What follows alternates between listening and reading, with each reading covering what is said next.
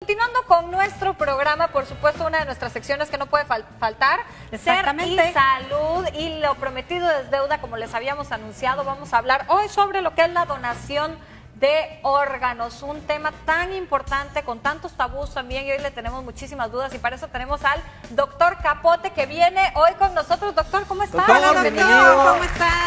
¿Cómo estás? Perdón, déjame, así como si bailáramos, tururum, para que ¿Cómo se está, doctor? Bienvenido. Muchas bellas damas. ¿Qué tal? ¿No? Está en su programa, Supermanzana Mentiras. Adelante. Muchas gracias, por favor. Por favor. ¿Cómo está el día de hoy? Muy bien. Muy bien, qué bueno. Muy bien. Un tema bastante complejo, interesante y además pues con mucha amplitud de información. Entonces, lo que es la donación de órganos, ¿qué nos puede decir al respecto, doctor? Sí, es un tema, como dice, complejo y un tema de gran importancia porque permite salvar muchas vidas todos los años a nivel mundial y permitiría salvar muchas más si existieran más órganos y más tejidos donantes. De hecho, hay que agradecer mucho a las personas y a las familias que en vida aceptan donar sus órganos o de sus familiares, porque es realmente una labor de altruismo de gran importancia. El trasplante de órganos no es más que el reemplazo de un órgano o de un tejido que está afectado por otro que es sano. Lo más habitual, lo más normal es que se trate de órganos donados por cadáveres, por donantes cadavéricos, ¿no? Pero no es esta la exclusiva forma. También puede existir el autotrasplante, es decir, que se puede utilizar un tejido del mismo paciente para ser utilizado en el mismo paciente, o incluso donante de pacientes vivos. Sobre todo se da mucho con el riñón, ¿no? Y hígado, que es Sí, lo que más se dona en vida, ¿no? En el caso de los donantes vivos, habitualmente se trata de familiares que tienen compatibilidad inmunológica y donan un riñón. Es seguro, es una cirugía con pocos riesgos poder donar un riñón y se puede vivir perfectamente, o algún lóbulo, algún fragmento hepático, con lo cual ayudan a sobrevivir a su familiar. Claro. ¿Cómo es el proceso para la donación de un órgano? Como le decía, en caso de los donantes cadavéricos, se puede haber producido la muerte, ya sea por causa encefálica, una muerte encefálica, o por un paro cardiorrespiratorio. Cuando existe una muerte encefálica, se puede mantener al paciente con un flujo cardíaco y respiratorio, ya sea por medicamentos u otras ayudas, y entonces un equipo de cirujanos especializados hacen la extracción de los órganos, los cuales pueden ser trasplantados. Ya cuando se trata de una muerte cardiorrespiratoria, hay más tiempo y no todos los órganos pueden ser utilizados. Pueden ser utilizadas, por ejemplo, las córneas, o si se hace la extracción de forma rápida, algunos otros órganos para el La piel últimamente se está extrayendo mucho también, Sí, sí. ¿no? Es decir, los trasplantes de órganos pueden ser lo más frecuente: riñón, hígado, pulmones, corazón, incluso páncreas o intestinos, estómago, pero también se pueden trasplantar tejidos, como es el caso de la piel, como es el caso de las córneas, las válvulas cardíacas, que son ya tejidos, incluso grupos celulares como células del páncreas. Claro. Miras que leí un caso muy interesante recién de una pareja, está en embarazo, y su niña viene con una deficiencia donde no tiene cerebro ni cráneo. Entonces, pues obviamente cuando ellos se dieron cuenta de esta deficiencia, lo mejor en teoría pues obviamente era el aborto, porque pues la niña no va a poder vivir.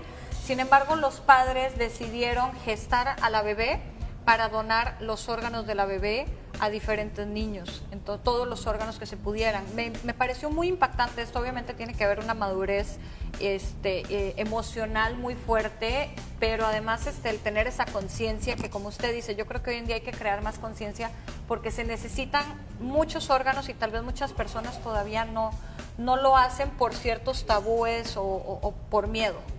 Sí, digamos, es un caso muy demostrativo de la nobleza que tienen los familiares y demás. En el caso particular de los niños, las donaciones se realizan solo en condiciones excepcionales. En el caso de los niños, por ejemplo, es muy útil la sangre del cordón umbilical, que es muy rica en células madres no diferenciadas y puede ayudar realmente a salvar vidas realmente. ¿Un trasplante de médula, doctor?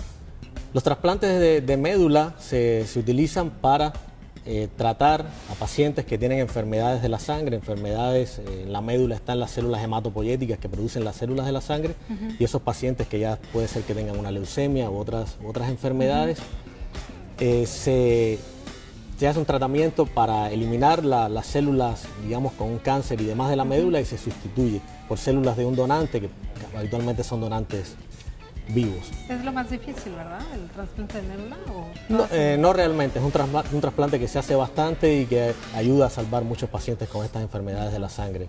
Doctor, ¿y lo básico para un trasplante qué es? ¿Que la sangre sea del mismo tipo para que pueda asimilarse ese órgano que se dona? ¿O hay cuestiones que van todavía más allá? Debe haber coincidencia en el tipo sanguíneo, pero además de eso debe haber coincidencia en la compatibilidad de los tejidos. Okay. Se llama un sistema de histocompatibilidad. Para la mayor parte de los trasplantes es necesario hacer estudios de histocompatibilidad. Los pacientes están en una lista de espera, se tienen los datos y cuando se encuentra un donante compatible, entonces son llamados respetando todas las regulaciones. Claro. Para esto, que son regulaciones muy serias. En el caso, por ejemplo, hay órganos que tienen un privilegio. Por ejemplo, en mi especialidad, el trasplante de córnea es el trasplante que más se hace mundialmente y el que mejor pronóstico tiene, porque la córnea es un órgano que no tiene vasos sanguíneos, es un órgano avascular. Okay. Entonces el pronóstico es muy bueno, la posibilidad de rechazo es mucho más baja que con otros órganos y podemos hacer mucha cirugía. Incluso con la donación de una córnea se pueden hacer hasta dos cirugías. Con la donación, digamos, de un paciente que falleció se pudieran hacer hasta 4 cirugías de córnea en algunos casos. Lo más frecuente es que se utilice una córnea por donante. No es una cirugía que salve vidas, sí es una cirugía que mejora mucho la calidad de vida. Hay muchas enfermedades, ya sean traumas corneales que dejan opacidades. La córnea es el lente anterior del ojo que deja muchas opacidades o irregularidades en la misma y afectan la visión. Son personas que están ciegos y gracias a esto hay una gran posibilidad de que puedan recuperar su visión. Sí, qué maravilla estas cuestiones. Sí.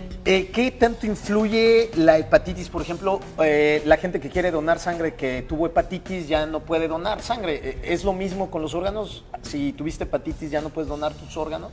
Sí, hay protocolos muy serios de estudio de los donantes, ¿no? De la donación, y se descartan todo tipo de enfermedades infecciosas, como el caso de la hepatitis, por supuesto el VIH, sífilis, etcétera, o incluso enfermedades neurológicas como la enfermedad de Creutzfeldt-Jakob o de las vacas locas, y una serie de enfermedades, incluso algunos cánceres y demás que están contraindicados en el caso de donación. Sí, hay que hacer un estudio muy serio para. O sea, no es tan sencillo el poder donar un órgano, claro. Vamos. No es tan sencillo y de hecho hay déficit mundialmente en la donación de órganos. El país que más donación de órganos tiene per cápita es España, que tiene 43 y tantos donaciones por millón de habitantes, y en nuestra región es mucho más bajo esta posibilidad precisamente por esto. 43 yo, por ejemplo, yo le quería preguntar justamente cómo está ahorita, digamos, el porcentaje de donantes, al menos en México, en general, comparado a la cantidad de requerimientos de órganos que se necesita, la lista de espera, por decirlo así. Sí, ya le digo, incluso en este país, que es el que más donaciones tiene per cápita, hay listas de espera. En nuestra región, en México, hay una política de alentar la donación. El Centro Nacional de Trasplante igualmente realiza una labor muy encomiable, pero es necesario crear conciencia para que existan más donaciones y mejorar los grupos, ya sea estatalmente y demás, para crear equipos multidisciplinarios que mejoren la situación de órganos. Yo en mi caso, por ejemplo, tengo en la licencia, cuando te preguntan que si quieres donar tus órganos, en mi caso, personalmente yo tengo que sí. Creo fielmente en que si uno puede salvar una vida después de que uno ya no esté en este mundo, pues es un regalo maravilloso que uno puede dar, y efectivamente ojalá que podamos concientizarnos todos de que hay muchas vidas después de la nuestra, y que si nosotros podemos apoyar con ese último granito de arena, pues ¿por qué no hacerlo? Doctor, realmente muchísimas gracias por haber estado el día de hoy con este tema tan importante y tan interesante. Muchas gracias. Muchas gracias, Doc. Sí, bienvenido a su casa y ojalá venga pronto otra vez. Venga más seguido. Gracias, ¿sí? Gracias, un placer. Muchas gracias. Y nosotros pues nos vamos a un corte comercial. Usted no se despegue. Este es su programa Super Manzana 21. Volvemos.